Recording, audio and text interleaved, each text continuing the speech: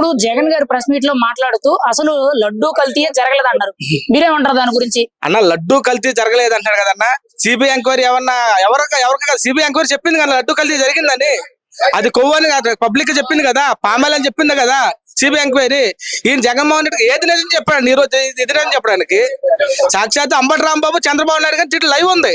అబ్బే మా అంబటి రాంబాబు గారికి ఏమీ తెలియదు అన్న వ్యక్తి అంటున్నాడు కదా. అదే అంబటి రాంబాబు గారి వ్యక్తి అది అచ్చుకొని ఇది అచ్చుకుంటాడు. అక్షాత్ సిబిఐ గారిని అన్ని విధాలు కూడా ప్రజలందరూ నమ్మారు దాన్ని.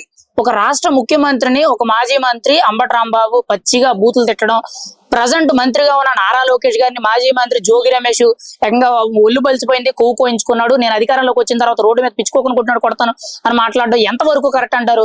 వీళ్ళ అధికారం రావడం అనేది కలర్నది. వీళ్ళ అధికారం రావడం అనేది వీళ్ళు మర్చిపోలేక ఆ విషయాన్ని. ఎగ్జాంపుల్ ఎలా ఉందంటే, వీళ్ళ అధికారంలో వస్తారని భ్రమపడిపోతున్నారు అంతే. ఈ రౌడీజం చేస్తున్నారని ప్రజలు తెలుసు. మేము ఇదే విధంగా వాళ్ళ 150 ఎమ్మెల్యే ఉన్నప్పుడు ఏ విధంగా రౌడీజం చేశారో తెలుసు. డాక్టర్ సుధాకర్ గారిని ఏ విధంగా చంపారో తెలుసు. ఎమ్మెల్సీ అనంతబాబు ఏం చేశాడో తెలుసు. మన కొడాలని ఏ విధంగా చేశాడో తెలుసు. ఎంపీ ఏ విధంగా చేసి తెలుసు అన్న. ఈ విధంగా తెలుసు. వీళ్ళ అధికారం రావడం పిచ్చ బ్రహ్మన్న.